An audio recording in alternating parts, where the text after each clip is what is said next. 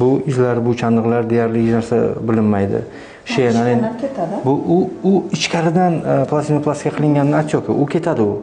Bu to'liq ajratilgani, liposaksiya qilinganini hisobiga ko'karganlar. Bular hammasi ketadi. Mana bu ham ketadi. Bu ham ketadi. Endi haligiga o'xshab sekin bir kuchlanib ko'ringchi. Yo'q narsa. Ko'ryapsizmi? Rahmat. Sizni hozir mana hozirgi opa 30-35 yosh beryapti-da mana hozir. Birinchi marta ko'rganda, hali poyaska bilan ko'rganda. Tushundingizmi mana? Mana qanaqa qiyofa, mana nima?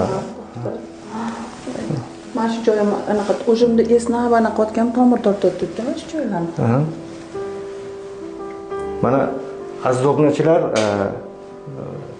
sizlar bilan bor yo'g'i 4 kun oldin bo'lishgandik. Patsientkamiz 49 yoshdalar. Yoshartiruvchi amalaj, ya'ni yuzdagi kompleks bu Spades platizmoplastika amaliyoti o'tkazilgan. Spades amaliyoti nima ekanligi va uni afzallik tomonlari va bugungi estetik tibbiyotda yuzdagi yoshartiruvchi amaliyotda eng oxirgi populyarni, juda ideal metodika ekanligini aytib o'tgandim va bu metodikani qanaqa operatsiya texnikasi qanday bajarilishini qisman YouTube kanalimizga ko'rsatib o'tganman. Albatta kirib ko'rishingiz mumkin. Hozirda esa patsientkamizni emotsiyalari bilan sizlarni bo'lishmoqchimiz. Hayotxon opa, mana qandaysiz? Juda xursandman. O'zimga ham yoqdi, qo'llaringizni ko'rmasam. Bo'yningizdagi muammolar, yuzingizdagi muammolar hammasi to'liq bartaraf etilgan. Terida deyarli neravnomernost yoki o'zgarishlar mana yo'q.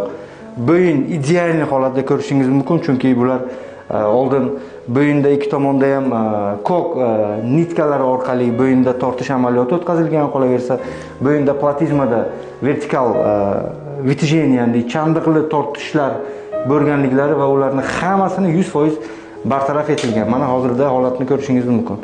Bugun bor yo'g'i 4-kun. Zo'r, rahmat doktor. Yoqdimi sizga? Yoqdi. Kutgandingizmi shunaqa natijani? Bunchalik emas, men bunaqa bo'ladi bo'lmaganini o'ylaganimdan ham zo'r. Rahmat. Qo'llaringizdan ko'rmasin. Hali bu endi 4-kuni 2 haftalardan keyin o'sha. Rahmat, xursandman. Rosa перевоз bo'ldim, перевоз. Zo'r.